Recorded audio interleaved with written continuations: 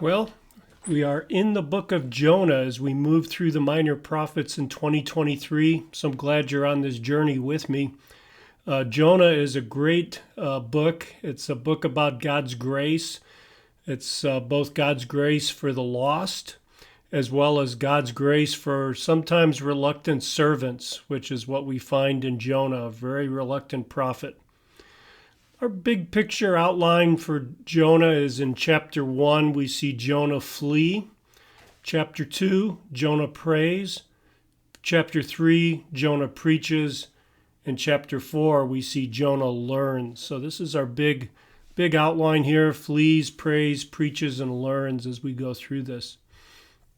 As we go then into chapter 1, where we see Jonah flees, we see his commission in verses 1 and 2, his evasion in verse 3, and then the repercussions in verses 4 through 17. So let's take a look at this. The word of the Lord came to Jonah, the son of Amittai, saying, "Arise and go to Nineveh, the great city, and cry against it, for their wickedness has come up before me." So what we're seeing is the prophet here, which we've seen before actually in 2 Kings 14. This same prophet who predicted the restoration of Israel is now sent to Israel, that is the northern kingdom's archenemy, to Nineveh to give them the opportunity for repentance. And I think Jonah is very upset about this. I think what's happening here is God is sending him to this heathen Gentile nation, enemy of Israel, a capital of Assyria, which is the very nation that's carried them into exile. So that's what we see here. Jonah, instead in verse 3, I like the way verse 3 starts, but how often we've been in the same situation where God tells us to do something, but we don't, or but we drag our feet, or but we resist in one way or another. So that's what we see in verse 3 here. Jonah rose up to flee to Tarshish. So Tarshish, various locations have been proposed for that. Probably what we're looking at here is going in the exact opposite direction of Nineveh, which would send him to the western Mediterranean. He gets on a ship. He's going to take a cruise and try to escape from God's will. And that's what he does. He gets on this ship and he flees. He goes to Tarshish, paid the fare, went down into it to go with them from the presence of the Lord. You know, even a prophet of God, even someone who has been used mightily of God, can slip back into functional unbelief. I'm not saying that Jonah is an unbeliever at this point, but certainly Jonah is fleeing from God and the commission God has given him to do.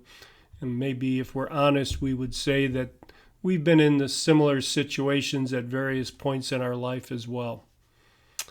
As we go on in Jonah then, when you get to verses 4 through 6, we start looking at the repercussion of his fleeing. And I want you to note three things in verses 4 through 6. First, God is showing himself to be sovereign over all the earth. The earth, in fact, does the bidding of God. He says he hurled a great wind on the sea, and there was a great storm on the sea.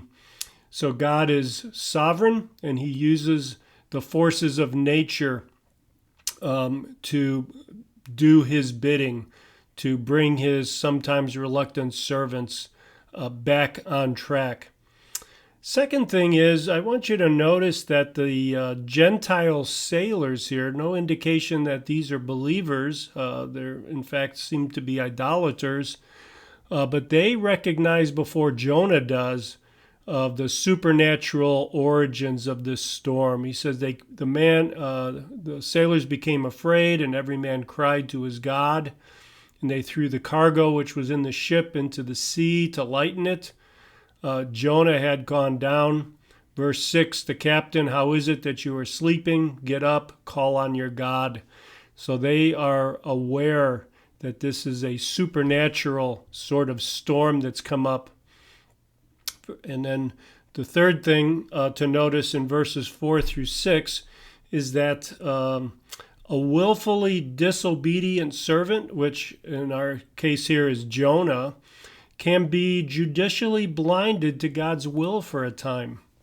Now here's Jonah in the midst of this storm, has gone down into the hold of the ship, and the sailors are incredulous at this. They're wondering why he isn't praying with them, and Jonah is just blind to what's going on around him, and God has blinded him, I think, at this point. Verses 7 to 9, we see again God's sovereignty here. Jonah's roused from his sleep. He confesses he's fearing that he fears God who is sovereign, and he admits he's fleeing from him in that commission that he's given him.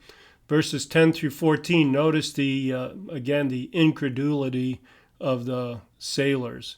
I mean, here is Jonah, a prophet of God, knows the God of Israel, and he's being shamed by these Gentiles who know that they can't flee from God. Even in their idolatry, they know they can't flee from God. Verses 12 through 13, then, we see God's revelation of himself through these Gentiles who prove themselves to be even more righteous than Jonah here, right? So they are shaming him, shaming this prophet of God.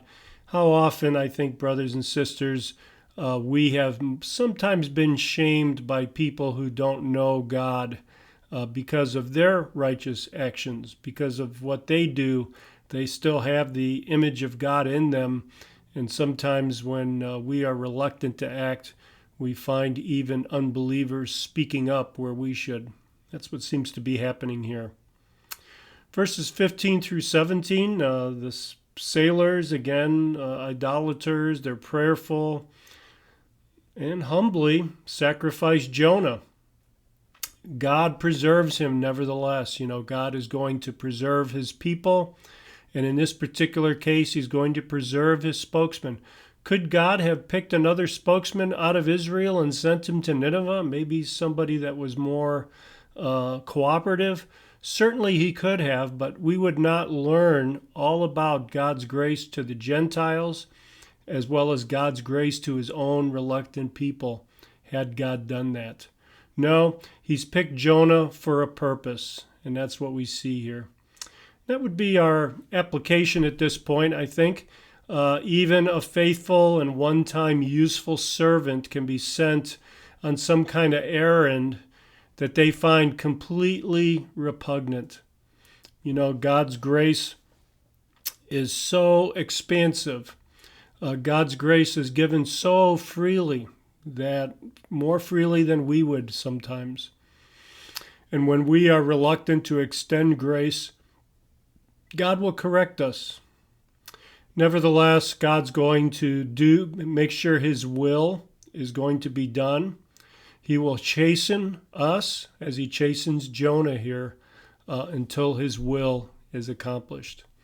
So brothers and sisters, let's not lose this lesson from Jonah, that God is infinitely gracious to even Gentiles, people outside the church in our case, as well as infinitely gracious to Jonah, and to apply it to us, even us in the church who have the message of the Lord, that he will chasten us, he will correct us, he will send us until ultimately we are obedient to him. So God bless you, brothers and sisters. I hope you enjoyed the book of Jonah as much as I do, and that you'll find it educational as well as edifying and encouraging for you in your life. God bless you.